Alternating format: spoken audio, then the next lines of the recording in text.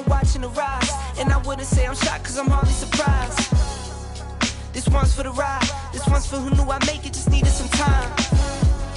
This one's for my wife. Could've left 1,000 times just about my side. Hey, what's up, everyone? My name is Randy Kaye, and I'm the host of the Caught Up podcast. Today we have former University of Pacific head coach Brian Kolze. Brian recently retired as the winningest softball coach in Pacific history after leading the Tigers for 32 seasons. He is now serving in an advisory role at Pacific as a special assistant to the AD for strategic projects. Brian, it's always great to see you. Thanks for taking the time to catch up. You bet, Randy. Truly enjoy it. Thanks for having me. You got it, man. How are things? Things are good. It's a little different. Doing a lot of little things and a couple of big things, but it's a transition after 32 years. I'm in the same hallway down from the new coaching staff, which is different, but it's a part-time position, but I enjoy it because now I'm in a position of helping all the programs. Okay, so it's not just softball. You're kind of, spreading your wings a little bit. Yeah, Adam Shore, who has been on as a director of athletics for just over a year, when we had discussions, I really wanted to move into a different role, and they really wanted me to stay and be involved after over 30 years at the university in helping move forward as basically we come out of this COVID period, because that's a 2 to 3 year hit on any university. But, a small private university, all the resources you have to use to help all the programs is kind of, I'm under his leadership. And I also work with a gentleman named Tim Dixon, who's basically in charge of athletic development under our vice president, Scott Biederman. So I kind of have two bosses in regards to that I keep in the loop. But what they've done is, like I said, I'm working part-time, which, 1 week of work sometimes equaled what 1 week in recruiting equaled, but it's really trying to help all the athletic programs in support, whether it's community relations, specific projects, fundraising obviously is a big one. And so it's a challenge, but it's a fun challenge. It's a new challenge. And I really like that I'm in a role that what I do helps everybody. Though there are some specific things that he might assign me to help with a particular fundraiser. Like my first job, our big fundraiser, which I think netted just under $500,000 in October, was our orange and black ball. And he really wanted me to get on board and help with that because I have connections out there that might either come or contribute, like silent auction items. And then there is a dinner for softball in January that I started that I'm helping the new coaching staff with that, showing them the ropes kind of who to connect with, how we run it, so that they can run with it after this year themselves, if they want to keep that as one of their fundraising arms. Got it. So you've kind of taken the systems that you've built over your last 30 plus years of coaching and kind of like tailored them to whatever sport needs them. Like you said, fundraising. Or whatever the director of athletics wants me to work on at that time. Because there's a couple of projects that I might know people that want to get in the loop within the athletic department of major projects that we have going on. And I will put him in touch with those people, or I'll try and break some ground with them. The other thing that I'm trying to do to help the department is trying to bring back some people that became disconnected through COVID, with a shutdown, very little media presence for the department, and some programs struggling. And we're in a new era with some new coaches, including softball, who I think they're all going to do some great things. And so trying to go out and bring people back that lost connection during basically a 4 to 5 year period. And there are people that are interested in coming back. You just need someone to go out and help bring them back, per se. Got it. And you kind of brought up the new staff. I mean, what's the transition been like so far? For me, I've really tried to keep my distance from the new coaching staff. Let them do their thing. Let them do their thing. If they need me, I'm right down the hall. If they have questions, I'm right down the hall. If there's someone that I might know that can help them, I've had a few of the former players come to me in full support of the coaching staff, like needing internships and so forth, of people I know that I could help connect them with, especially because there's some student athletes in the pre-medical field that I know some doctors, I know some dentists, those types of things, or businesses that operate on the weekend for business internships because and that's great. So it's kept the connection that way. I see a lot of the athletes, but I keep my distance. It's their program now. They're going to do a great job. And I fully endorse the coaching staff, Coach Sam and Kaylani and Miranda. I fully endorse them. They're going to do some great things. They have a different energy, I believe. They're going to do things their way, which is great. Change is not always bad. And I think for the athletes getting used to that transition, because there's a huge number that are returners. But at the same time, I'm excited to see them with some different leadership too. Ironically, I didn't go watch one practice this fall. Okay. A couple of the fall games, I kept my distance and went out there for a couple of innings. Did you wear like a disguise or a mustache? No fake nose or anything. I just kind of stood up behind the stands, and watched a little. And a couple parents I visited with that I knew I don't get to see, that traveled from out of state, maybe to watch a fall game just to say hi, that type of thing. But it's really their program. I just trying to keep my distance because I don't think it's fair if you're there all the time. I mean, there's always a curiosity factor, but I have too much respect for the game and the staff just to keep my distance because it was my choice to be where I'm at. And I'm just very thankful that the university has put me in a role where I can still work, help the athletic department, help the university in any way I can. Were you part of that bringing in this staff? Did you have anything to do with that, or no? I probably in today's world with HR, and that I was still staying on the school, they kind of kept the distance in the selection process from me because that wouldn't be fair. And I really couldn't be involved in it. I don't think HR-wise that is something that you could really be involved with. The only real thing I could say is that they might have asked me about some names if that person was worth a phone call. And that's where it would stand because of knowing a lot of people in the field and a lot of the people that applied. I just think that was about it. And then I just let them do it. Like I never met with any of the candidates when they came on campus. I didn't even know when the candidates were on campus. If there was a candidate on campus, I pretty much kept and I knew it, I would stay off campus because you really have to keep it apples to apples. In the process in today's world, everybody has to be treated equal. And it wouldn't be fair if we had 3 finalists and 2 of them met with me and the other one didn't. That wouldn't be fair to any of the candidates or to the department or to the university. So pretty much I met with Sam after she got hired. Yeah. Was there a lot of interest in the job? Yeah, there was from various levels. Mm-hmm. I think, a small private school, there's a lot of work, besides just the coaching part. Someone's got to buckle up the bootstraps and you do some things with fundraising and things like that. But, it's a tremendous university. It's a great program. The student athletes, and some of them in the program are phenomenal.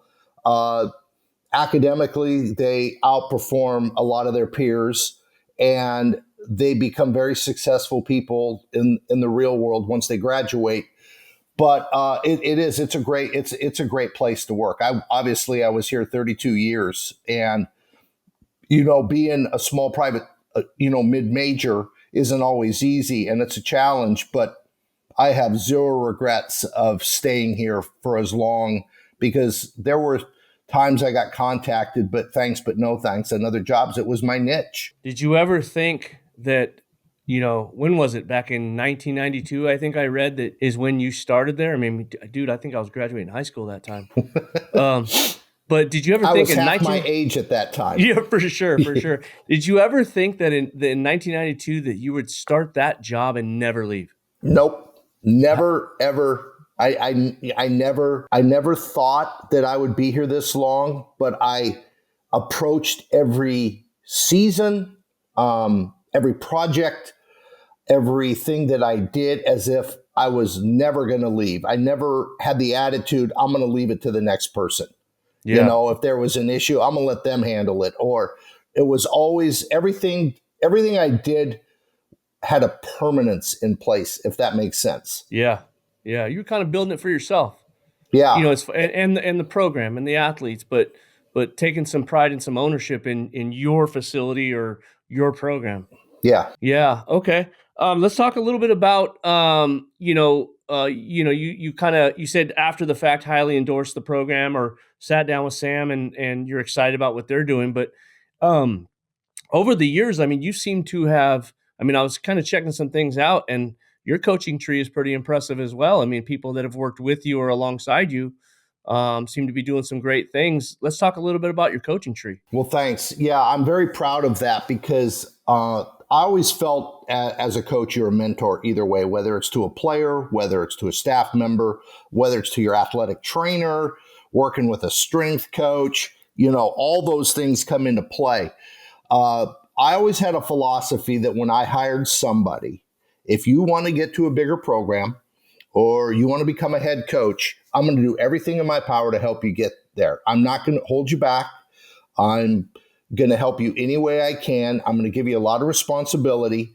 I'm going to have you do things that you might not be comfortable with.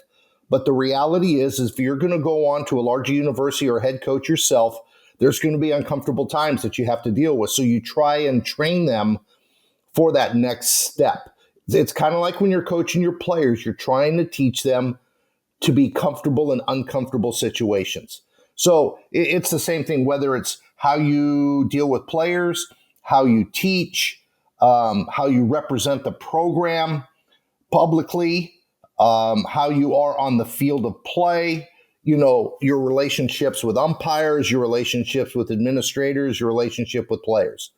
Life's about relationships, and I'm going to help get you there if that's what you want. And I've never held anyone back, and I am very proud of the number of students. Some played for me, then coached with me, and then going on. And some of them are doing far greater things than this program has ever done. And I'm okay with that, because, you're a mentor and you're a parent, and that's what you try to do. Yeah.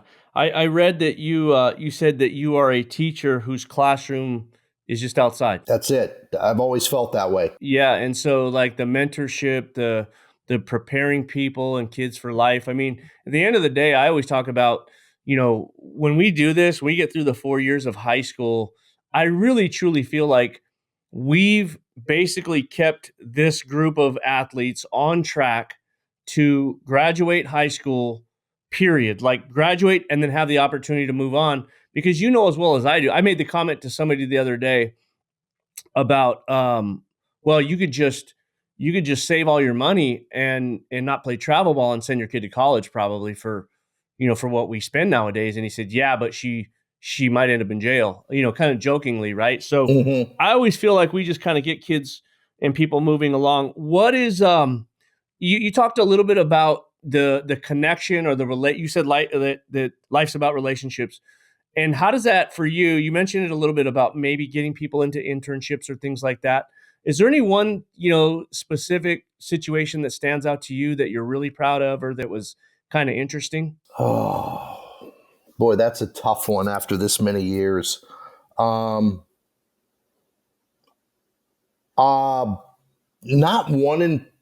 one in particular.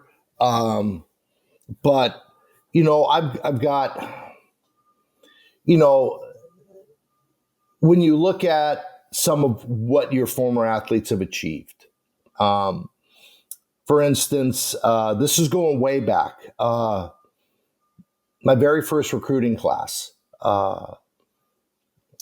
and she may never see this, but I remember Melissa Miller, who played for Gary Hanning's Batbusters, and I recruited her.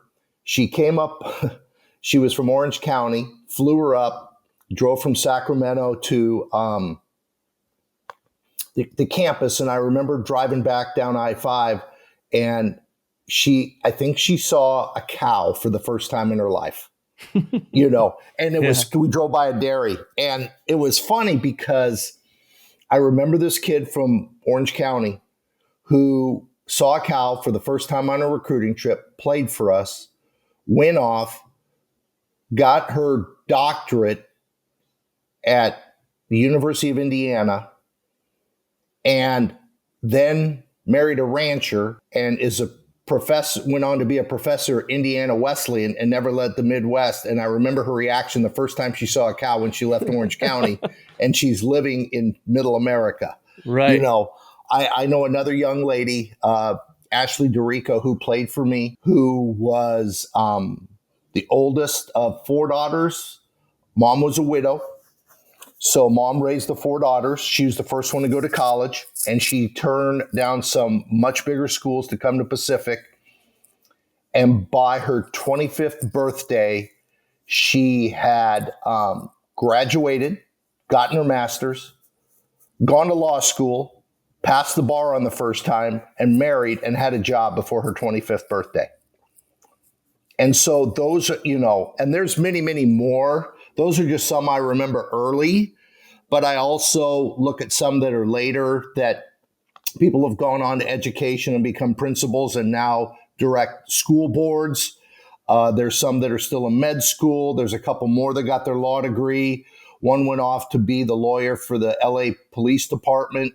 You know, for instance, just recently, 2 young ladies who played year before last, both local kids, ironically, from our area, both went to got into Columbia for their masters.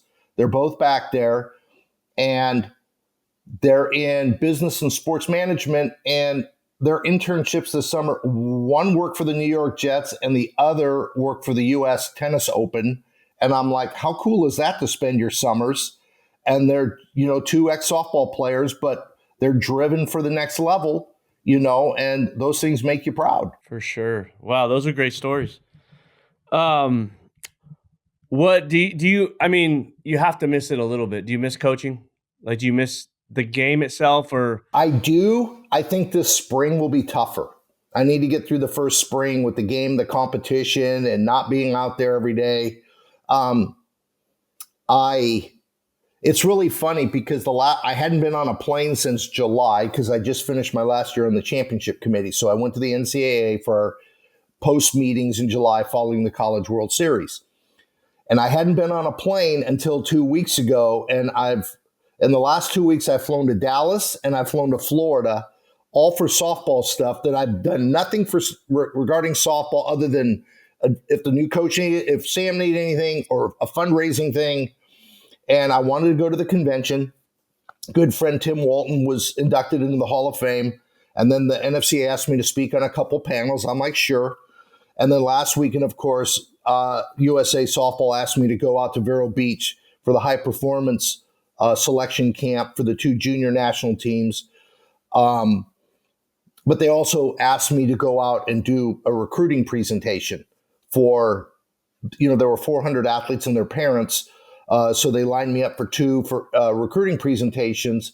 And I don't think I'll ever stop being involved in the game or helping the game. It's not going to be on a daily, monthly, yearly basis the way that it used to be. But I've already had a couple people ask, could I go out and speak to their organizations? You know, because now I'm not an active coach. You know, could you come in and talk to all the 14, 16, 18-year-olds and their parents about this? So it's not just me telling them about how recruiting works, the changes in recruiting, what to look for, those types of things. Absolutely. And I had another one. And I'm like, I have no problem doing that. And I can do that now, pretty sure during periods that are more beneficial, even though they're outside the recruiting window, because I'm not an active coach. Yeah, you're going to have to hold that thought for me, because I thought the exact same thing when I started thinking, wait, he's not a coach anymore. 32 years of softball knowledge, not even when it comes, not only the game or coaching or how can I improve as a coach, structurally, what can I do for my organization? How can I help the families and the parents from a recruiting standpoint? How do I navigate? Because, sometimes I wonder if I'm the problem. Like, it's just a tough thing. So tapping into your experience and your knowledge, I think would be great. I want to jump back to the NFCA. So sure, I have never been, and I literally just talked about this recently. I've never been, and you've been a longstanding member. Is that right? Yes, and on many committees. On many committees. What when you talk about doing any sort of the post meetings, what are those? Like, what is that planning? Is it what does that entail? Well, this last time it was doing a mentoring program, and then helping coaches. They asked me to do a session, which was more like a resume building. How do I market myself? What do I do to get to the next level? I also was on a panel with a couple coaches, including Carol Hutchins, the retired coach from Michigan, in the caucus for the high school and travel ball coaches, because we're retired. We can go in there by the bylaws to help them with their questions about recruiting or mental health, or how do you deal with these things at your level? How can we look to help kids more when we might see them once during the week and every weekend or every other weekend, but not on a daily basis? And it's just giving back to the game. And the organization's a great organization, and you can find something there for all levels. Next year it's in Vegas. I heard. I'm going. And I think I'm going. I do. I think it's a great time for you to sign up and maybe get involved. And you don't have to go see everything, but I just think you end up networking in that. And I've told all my my former athletes, the two things is there's a reason the word work is in networking. You never stop networking, and to never burn a bridge.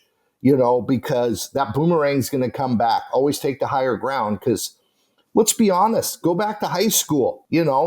People chained after high school. The guy that was the biggest jackass might be the greatest person when you see him 10 years later right. at a reunion. It's just take the higher road. Right. Take the higher road. No, I agree. What's one thing, an advice for somebody like me that's never been a travel ball coach, or, somebody who, runs an organization, what's the one piece of advice you would give to me when I go to NFCA? Is there one seminar? Do I get there early? Is there something that I have to do? I think you look at the outline and you go and, because it looks overwhelming. Like there's a lot. It is, but it isn't. And there's a lot of things to go to. I think you need to go to the vendors. If there's certain tools or people you've worked with, even if you do nothing more than to go say thank you, or that, hey, I work with this, or do you have something new, or try new ideas. And when you go to see speakers, let's say, everybody wants to go see the hitting. Great. Everyone goes and sees the hitting. You're going to find one thing that's going to help one kid. But what I always did too is I also went to, I was never our pitching coach. Well, I was in the beginning until I had a third position, when my first full pitching coach was Cindy Ball after she played for me. But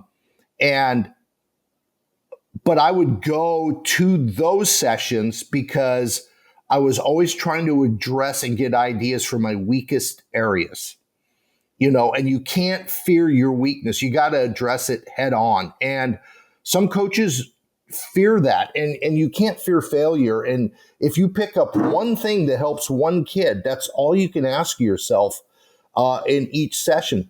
But there's other sessions too that, practice organization, is always something to look for creativity. And at your level, you have a 5-hour practice on a Sunday. You don't want it to be so monotonous that it's just the same thing every Sunday, or in high school, because it's really funny because you get to our level and sometimes kids are like, God, practice is boring. And I go, well, it's really not boring. You've never practiced this much in your life till you got to college, so, but you still have to look for creativity, to break things up. Okay. Let's talk a little bit about you mentioned that you were on a plane, you were in Florida. You were at the USA high performance. What do they call it? High performance. Yeah, it was their high performance selection camp. It's people that have gone to the camps and have been graded and invited to this, of which there's a committee currently involved in selecting the U15 and the U18 teams for the 2025 competitions. Yeah, I looked that up, and it looks like, there was a lot of kids, right? Yeah, and there's a lot of younger kids being identified for the future. Like, for instance, I was in a session where I was, let's say, doing pop times with catchers, and there was 20 something of them at the 13 and under, and 18 of some of them at the 14 under. And as you moved your way up, there were less and less of them. Now, I don't know if that means as we go, kids got smarter, oh, heck no, I'm not going to be a catcher. We were laughing. But the reality is, as they got better, but you have to identify those kids as they move up, because there's a lot of plans with USA Softball and some of these competitions and international competitions that these young ladies probably want to be involved in even before college. And it only helps them down the road for exposure for the recruiting processes as well. Now, I'm not there because I can't to recruit. I can't. I could be asked to evaluate a kid or something like that. But there's a selection committee, but they ask your opinion on some of the young athletes that you see, because you do a couple sessions.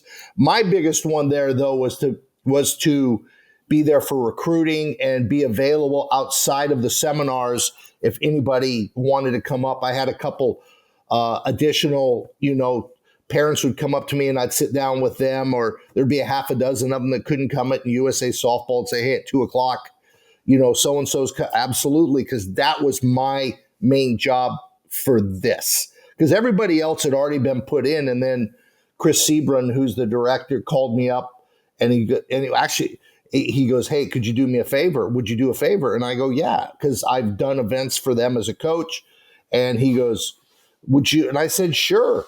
It was a long trip for 2.5 days, but I got a lot out of it because it keeps you sharp and it makes you stay on top of things. What do you look forward to the most when you go to something like that? Is it seeing your peers, your friends? Well, I think for when I went to the convention, it was definitely seeing my peers and my friends that I don't see out on the road recruiting, though we keep in touch. It's not the same. And then going out to that, besides presenting information, some that they want to hear, some they don't want to hear, but your job is to present it all and be very transparent. It was fun to see some of the national team players that I had been able to coach over the last few years too, because a lot of them were working this camp. And so it was fun to see some of them because I hadn't seen them in a while. Yeah.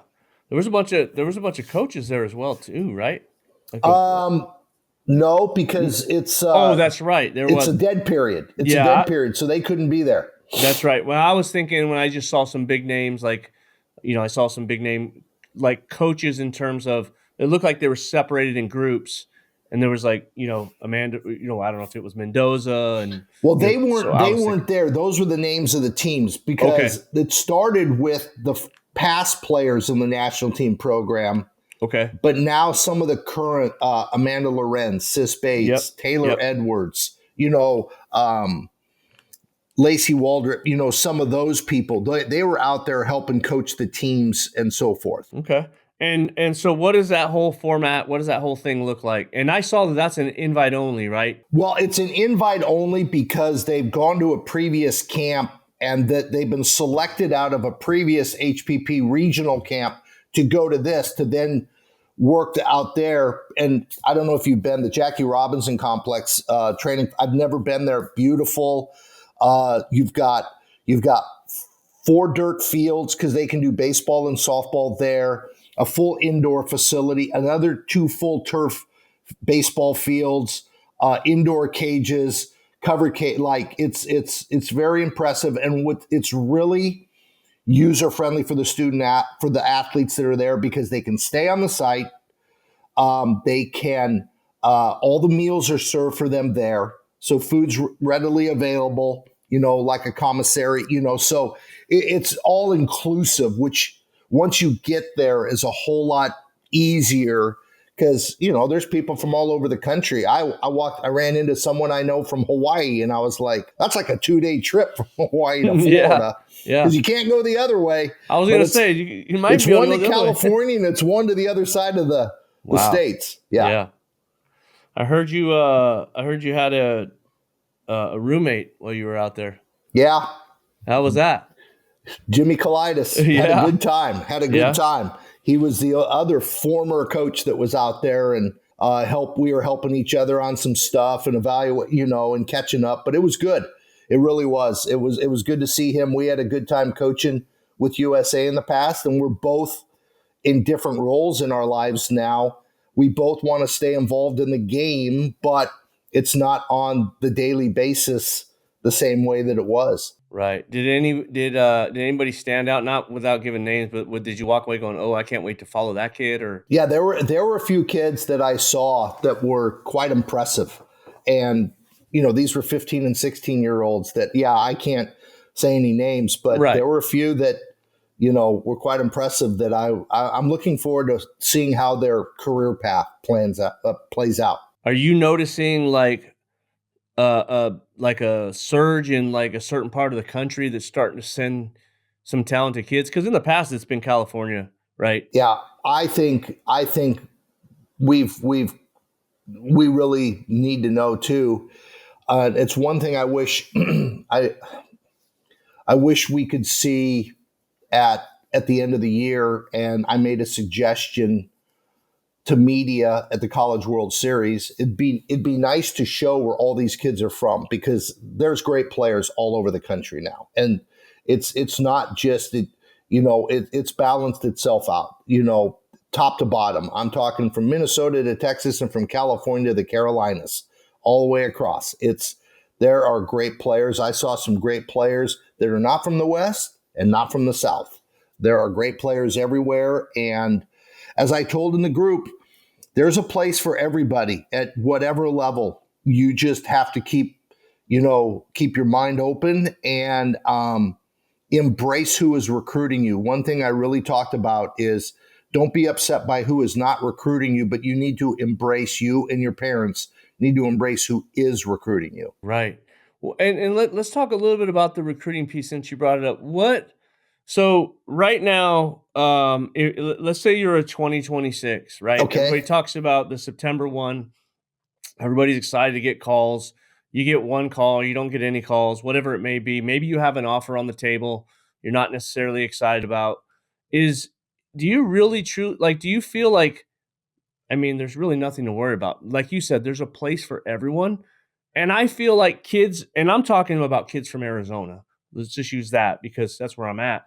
I feel like there's everybody wants Arizona kids. Like they should not be worried, especially kids that are playing at the upper end of our sport in Arizona.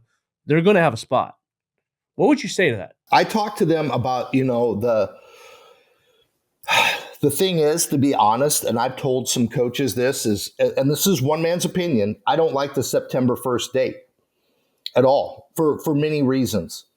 Number one, I preach, don't be discouraged if you don't hear from somebody on September 1st. Don't be discouraged.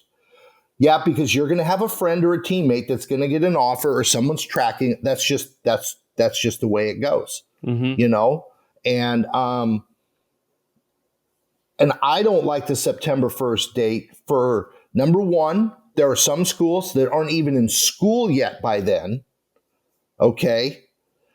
That's number one. Number two is the coaches haven't even seen their incoming freshmen or their transfer kids even on the field yet.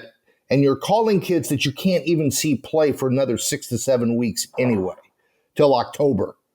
And so the matchup doesn't work as well as it should. What would be a better way? I personally wish that you couldn't call them till like January. Well, there's two things. There's a thought of January, okay? So you have the fall to work with your team before you start diving in, because you might call a kid on September 1st and never call them again because you get with your team. It's like, I really don't need Sally, you know? Okay, that's number one. Number two, there's a thought process out there of moving it up even earlier so you can get to know kids and stuff and watch them during the summer before you even consider bringing them on starting in September. Sure. Okay. There's also the thought, go back the way it was, July 1st following their junior year, you know? So there's a lot of things out there, and it's ever changing with that, Randy. And I just feel, you know, it's a little different for me because you don't get all the elite athletes. You get some great athletes, some elite athletes, but not all of them, that you want to work with them first before you really know what you need and before you start spending money.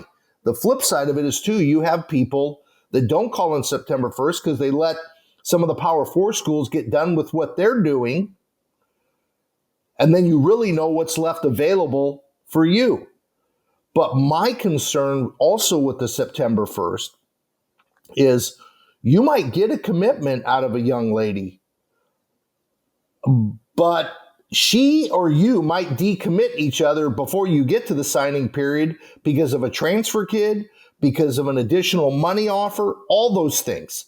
Because I've also felt, too, that, like, if we're recruiting them as juniors, why aren't we signing them as juniors? Right. Because then they're locked in. Right. You don't have to go for a whole year. Instead of what's happening, there's a percentage that are decommitting schools and a percentage the schools are decommitting them before they get signed. And then you've got kids that are left out to dry. It's kind of like, it's not like going through the whole COVID year scenario again. It's to not that extreme. I'm just concerned if it does get to that extreme. What do you mean by that? That all of a sudden you have kids decommitting because they get more NIL money or something from another school, and they pull the rug on a school in October who's supposed to sign them in November, or a school gets a great transfer in the middle of the summer and they got to call up and decommit a kid because I'm going to take the All-American shortstop from this school that I can have for 3 years instead of taking you now and developing you. Right. And how do you feel about that? Like the whole transfer, like what's your thoughts? I don't like it, obviously. I don't like how it's set up, I guess is the best way. There's no accountability. And you can keep changing depending on whatever reason you have. And there's no repercussions. It's just like you can kind of do what you want. And I'm not saying it's not needed. And I don't know what the answer is on how to set it up better.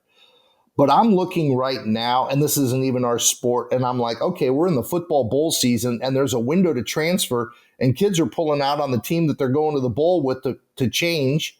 And it's like, it makes no sense to me. I think what's happened is we've opened up something that we can't close the lid on the can. I'm not saying completely. I don't know if we can close it enough to get a little bit better control of what's going on. Yeah. But I don't have to deal with it anymore. Right. But still, it's like I understand it, but I also don't understand what we're teaching for the future on current college athletes, on the reality of what the world is going to be like when they're 35 years old, far after their athletic career is over. Right. Well, and you see it now at you've always seen it at our level, and now it's just translated up to your level. Mm-hmm. The difference is that at this level, people are losing their jobs because of the athletes that they're losing. Right. I always tell kids that that they have to make decisions on you, and if they're wrong, and if they're wrong too many times, and they lose their job. That's just the reality of it. And if we're wrong, we have to ride it out. Right. Yeah. Their performance. Unless they leave, right? Unless they leave, but you can't cut them because of their performance. If you made a mistake, you just got to ride it out. Yeah. And that happens because it's an inexact science, and that happens. I mean, look at the Major League Draft. Look how many first-round draft picks in Major League Baseball don't ever make it to the bigs. Right. It's an inexact science. Definitely, it's going to be a tough one for a long time. It's always going to be a discussion too. But I know you've been on some rules committees. I know you've taken part in a lot of things when it comes to structuring the game. Mm-hmm. Aside from that, we just talked about, what else do you see out there that either could help the game? What do you see out there that maybe is not so good for the game that you'd like to bring up? Or well, what I really like about the game is, in my 30 plus years, is the amazing growth that has happened because of the game. It's really funny because during COVID, I did a Zoom. It was a Zoom like on the history of women's sports at our university. And they asked, what's the biggest change you've seen? And I go, well, since I started at Pacific, there's been approximately 110 universities that have added Division I softball. Think about that. That's over a third of the Division I schools that have softball did not have it when I started. Wow. Which is a beautiful thing. Yeah. I also look at, at the end of the year, Oklahoma City. So let's see here. 2 years ago when Arizona was in the College World Series, what was that, the 23 season, I believe. See, I was on the committee 22, 23, 24. No, it was 22. And they were at the College World Series. And I was sitting, and Coach Candrea was there. He wasn't coaching anymore. This was Caitlin's first year when she took the team. And I was actually the liaison for U of A because they were in my region. And we were talking, and it had been, how many years is that? 90, 10, 20, 30, 40. We played against each other when he coached at U of A. Okay. And I was the assistant at UNLV in 1990 in the very first College World Series in Oklahoma City. Wow. And I looked and I go, I would bet every cent I own, and I don't have much money, that we're the only two people here in the ballpark that were here for the very first College World Series. Crowd looked a little different? When it was like you had 4 bleachers in the outfield with a portable fence, grass berms down the side, and there was maybe 2,000 people tops at the game. And you could sit in the bleachers in the outfield, and there'd be 50 people in the outfield bleachers for the last game of the night. And now you can't even get a ticket. So the TV exposure, the sponsorships, the equipment people, the Mizunos, the Louisville Sluggers, the Eastons, the Maruccis, the Wilsons, the people that have gotten involved in their product and the technology advancement of the product that we are using now, the television coverage. We're like the number 2 women's sport, I think, that on television regarding viewership and popularity. And it didn't used to be that way. We got into the Olympics in 96. We're out. Now we're back in. Those types of things. If what I'm going to say, what I wish wasn't happening is probably some stuff that's more at your level, is that we now have splintered off to multiple organizations of recruiting, and people are overlapping, and you've got the PGFs, the Alliance, the ASA, the Triple Crown, the U-Trip, like all those that really a lot of people don't get along. And I understand why they do it. That's not the point. The point is, though, is when everyone's having overlapping things and trying to see, it's hard to see everybody. You're not going to see everybody. And I think that part is hard because our recruiting window has gotten so jammed in a tight window. And I understand everybody running events, and I go to all the events and I support all of them. I've never been one to pick or choose, but at the end of the summer, I have to pick where are there more people recruiting and where are there more people that are applicable to And that's what everybody has to do at the end of the summer. They kind of have to choose. Yeah. But or at least split up, right? Yeah, or at least split up. That gets expensive. Correct. And the hard part is you always want to have everybody see somebody that last chance before you start bringing them in and offering money. That's one thing. Though I understand it, that was just hard to navigate at times, I guess. But I don't think there's really anything other than I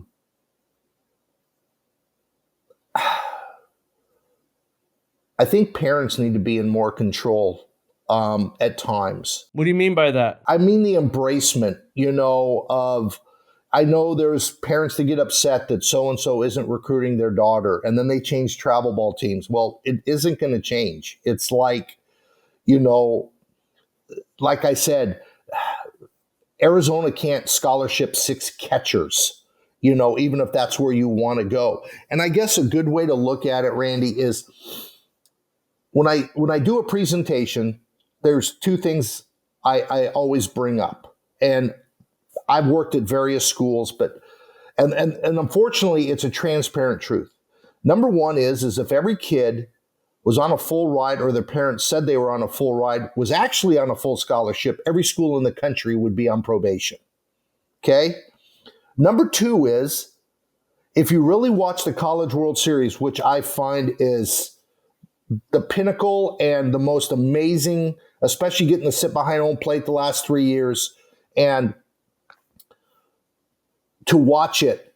In the last 10 years, there's only been like 16 programs in 10 years that have actually played in Oklahoma City at the end of the year. Well, there's 280 other Division I schools out there. There's 300 Division II that give scholarship. There's 300 Division III. I don't even know how many NAIA, but the reality is everybody is not going to go to those 16 schools. And that's where I really push that, embrace who is recruiting your daughter. And, and I've heard people in the stands, well, if she's not happy at this school, we'll just go into the portal. And I don't think that's the right philosophy, but it's a philosophy because people are getting pieces of information, not the full information, and that's part of the issue that we have these days. And I'm not blaming parents, because I remember back in 07, 08, when there were some huge financial crashes going on in this country, and people were taking the first offer because they were pulling retirement money out or college accounts closing out to pay their bills. And there were kids jumping on the first offer, almost desperation. But I can actually understand that a little bit more, because that desperation of your nest egg is like dwindling every day. And it's like, I'm not going to have enough to help my daughter go to college. And that's the best that we're taking it. Like, no matter where it was, there was a lot of that for about 2 years, a year and a half. It was solid. And I don't even know if you were even involved in the game back then. 07, 08. Yeah. Yeah, I wasn't coaching. It was, but I'm just saying, it was like, and back then you were still talking to kids July 1st. You weren't talking to them as juniors or whatever. So it was like your first boyfriend, boom, signed, committed. That's it. Because they didn't know. And if there had been a portal then, I guarantee there would have been a high level of transferring coming out of that era, because people were just jumping on the first car that came by, but it's a great game. I think, the rules are helping enhance the players. The technology is enhancing the players. I do wish that at the lower levels, they'd practice more and play less. I think the skill set there, but I also know there's a pressure that a kid won't go to a program unless they're getting their players signed. But at the same time, playing 6 tournaments between when nationals end and when we can finally watch them, they haven't practiced. They don't look great. They're not really helping themselves. And I'm Not a huge fan in an hour 20 drop dead. There's no winner and loser. Kids aren't learning how to win till they get to college. People ask, what's the biggest difference between travel ball and high school? Well, obviously there's a little difference in the competition level, but in high school, someone still wins every game. Right. You know, and there's something to be said for that. Yeah. There's no going home. Right. But I understand all of it. You just have to adapt and adjust to it. I mean, I did, and I know coaches do. And there's, like I said, there's a lot of great things going on. But at the same time, you know, trying to play 6 games in 2 days on a time limit is, you know, it's, you know, you find their freshman year when they get to college, you get to April and they've hit the wall. And it's like, we got 2 months left. You know, and it's only because it's different. They get through it and then they understand it after their first year, but it is different. It is different. What do you think about that 6-week window? Do you like that on the limit on recruiting? Well, I don't mind it.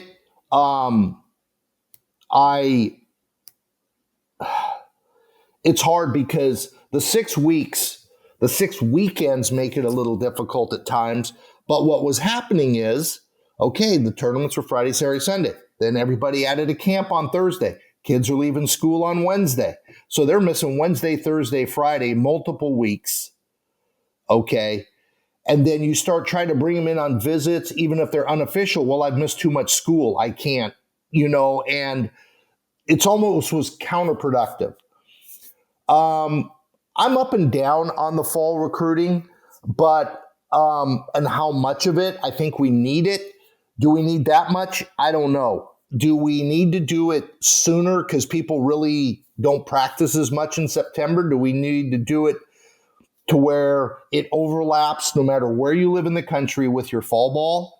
Because right now where it is, it pretty much overlaps with everybody in the western third of the country because they start later. So they're balancing playing fall games, going out seeing kids, trying to have a camp, and trying to take care of their own team. There are certain parts of the country that they're shut down for those last 3-4 weeks because of weather, so they're only out recruiting on the weekends. They're not doing anything with their own team. But what's ironic is the summer calendar actually ends the middle of August, and everything's done by the 1st of August. But everything has changed academically that schools are starting the first week of August and the young ladies can't miss the whole first week of school to be playing at a tournament. But it used to be everybody was starting school later. Now school's moved up. So it backs up our summer. It's, you know, it's kind of a catch-22 either way. Yeah. What about NLI stuff? Like, what's your thoughts on that? Is that going crazy? Are we going to get a handle on it? Did you have to deal with it much? No. But I think the additional monies, the Alston monies, started with cost of education, understood that. Alston money, okay, now we've got that. Now we've got the NLI. But I think what people have to realize is what is going on for a few softball players in the world is not for every softball player. And I think there's a perception, and we're not at the point that our NLI situation in our sport doesn't even remotely come close to what's going on in revenue sports per football and basketball. I do believe there needs to be some compensation, but what's happened is there was no structure put in place before the NCAA allotted it, and I don't know if we're going to be able to get it back because there's just some things out there that just are make my head spin. At the same time, I know why it's there. I respect that it's there, but were never any controls put in place. And like I said, once again, it's something we're not going to be able to get the lid back on the can now that we open the can. I just think in some ways it's too much too fast on how we did it for all sports. but it was needed. But at the same time, there was nothing put in place regarding any controls, really. And I don't know if we'll ever get to a point where it's more controllable. Huh. Yeah, I'm anxious to see where it goes. I didn't know if maybe we should try to start as travel ball coaches, like start trying to educate families or, try to, I've talked to some people. I got a guy, one of my neighbors, his son's a big time football player. So he's heavily involved in NLI stuff. And so we've talked a little bit about, some of the pitfalls and the things they've run into and maybe how it could translate. But it's funny when you go talk to somebody like that and they just really don't understand. They don't understand softball. Like they're like, well, you got to do this, this, and this. I'm like, nah, it's not going to work in softball.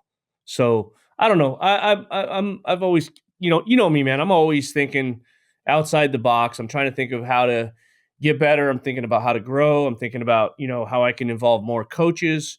Ultimately, some of these positions or some of these coaching positions that I'm trying to create are, paid positions. So, I'm always trying to think, but. Well, and it's funny because you look at part of my role now is if someone wants to give to a certain fund to help compensate the basketball programs, I'm going to do it. I'm going to get their money, to go into that fund.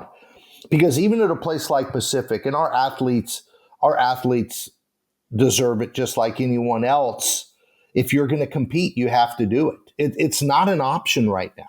It's not an option. But what scares me is when you get to the point of a kid at this school does this, now they're all conference. If you don't have the money, then they're going to leave for the money. And there are people that are choosing their path. It's not about playing time. It's about what's going in their back pocket. It's not about where they're going to school.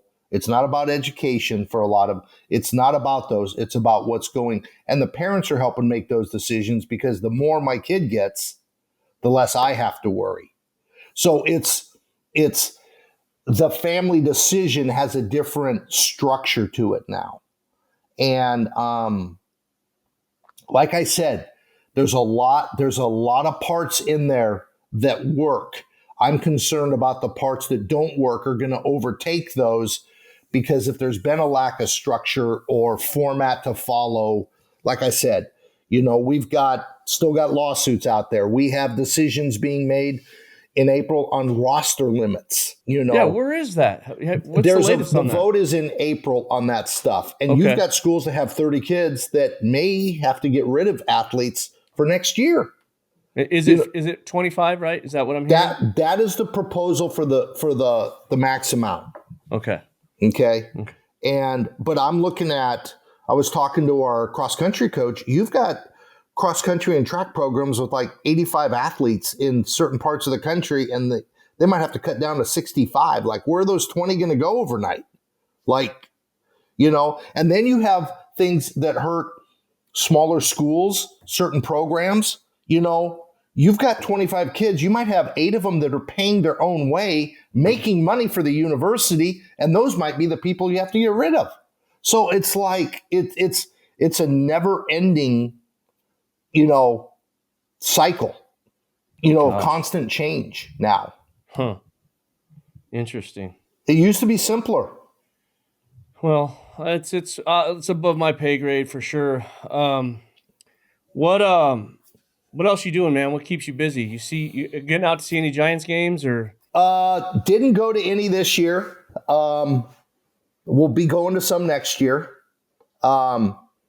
Just because actually went to my final A's game. Yeah. Okay. Yeah, the last week I went to the final game, A's Yankees.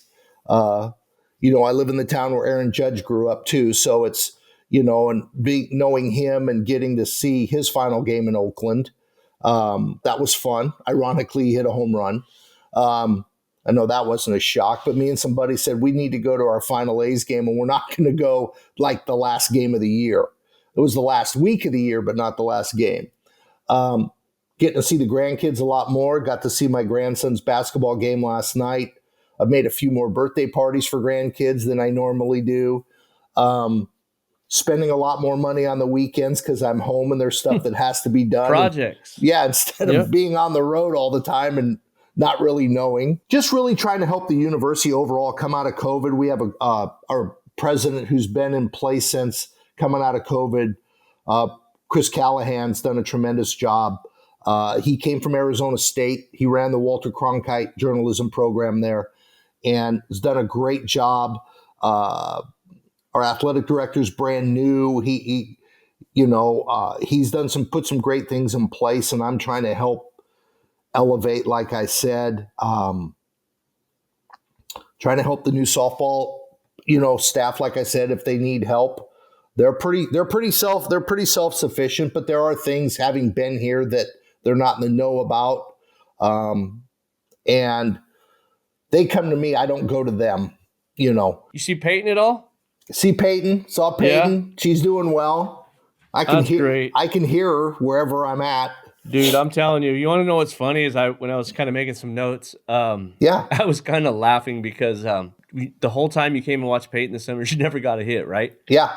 I don't think she ever got a hit. Yeah. And I still, to this day, stand true to what I told you, that Pacific will thank me in 4 years. Mm-hmm. And will thank you for sure for going out and taking her. But it's funny because we were at one of our games at PGF this summer, and she's playing shortstop, and another D1 college coach walks up to me and goes, "If that kid ever goes in the portal, you let me know." and it wasn't because she was knocking the ball over the yard. It was an infectious energy, man, as So that's funny. Yeah, that you hear. Oh yeah. Okay. Well, shoot, man. You got anything else for me? Is there anything else you want to put out there? Or? No, I just think for parents that see it, it's big on embracing in the recruiting process, and it's ever changing. And unfortunately, it's going to be up to you to help educate yourself, because unless college coaches are staying in touch with unless travel coaches are staying in touch with college coaches, it changes so fast to keep up with the information.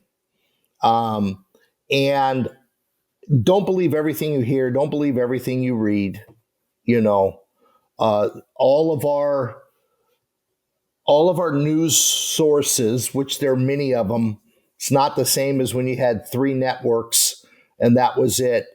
All of the news sources aren't giving you all the correct information all the time. So I just advise you double check on everything. It's a great game. I still love the sport. I'm still staying involved as I can. I'm blessed that the director of athletics says anything that comes up that you want to do, you can do, as long as it doesn't conflict with a couple major events on campus. So that's how I've been allowed to do what I've done. But really just, support your daughter in whatever path she wants to take. The worst part is, and parents have done a really good job with, and I hope they stick with, is that it's her choice. It's her choice, not our choice. It's her choice. Because I know as a parent, there's nothing worse that you push somebody and it doesn't turn out right. And it's just, you feel like mud forever. It's just funny because I don't think the landscape has changed on conferences either. I think you could have another switch in a couple years, and that's what's crazy, because just remember, you're going to a school, and if you chose a school 2 years ago, it was 50-50, they were going to be in a different conference by the time you even got there, which is true. It's slowed down, but there's a handful of them out there that there's still going to be a shift in the next 24 to 36 months. So just be aware of that. It was really funny. In August of 23, I was one of the assistants for the team in Japan.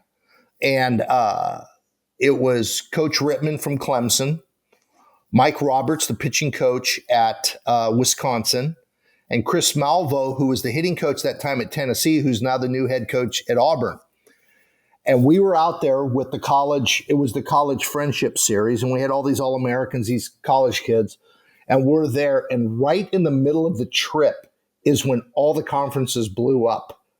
And it was like, oh my gosh, half the kids on this team are going to go home and be in a new conference by the time they get home from this trip in Japan. The Pac-12 blew up. The Big 12 realigned. Some Big 10 realigned. The ACC and the Pac-12 realigned. And we're like, holy moly. And it's just like the look on some of these athletes' faces. And it was like, okay, we just got to keep this even keel, keep this fun, and keep, this task at hand with this team. Because a couple of them, you could tell, like, that's not what I went to this university for, And so you have to be aware of that. But like I said, I think a lot of it, but there's going to be a couple more, I think. You always hear rumors, but that's why they're rumors. But don't let anything surprise you anymore in college athletics. Well, Brian, I really appreciate you taking the time. You bet. It's been a great conversation, man. Always look forward to seeing you out there. It's going to be a little bit different, not seeing you this summer, but who knows? Maybe you'll pop in because you miss it, and hopefully, like I said before, we'll have a conversation because I'm gonna take you up on possibly getting you to speak to a group. Because I think what you have to say is valuable, and I know you can help me for sure. So no problem. I appreciate it. Okay. All right. Well, I just want to say thanks for listening. We will continue working to elevate the sport and get caught up with those who are influential in the fast pitch community. And hopefully we can help you navigate your softball journey. If you enjoyed this content, please like and subscribe to our YouTube channel, Caught Up with Randy Kaye or at Coach KAZ. You can listen to the audio version of this podcast on Google, Apple, Spotify, or wherever you consume your favorite content. Please follow us on X and Instagram using the same handles at Coach KAZ. Thanks again. Have a great day. This one's for my wife. Could have left 1,000 times just about my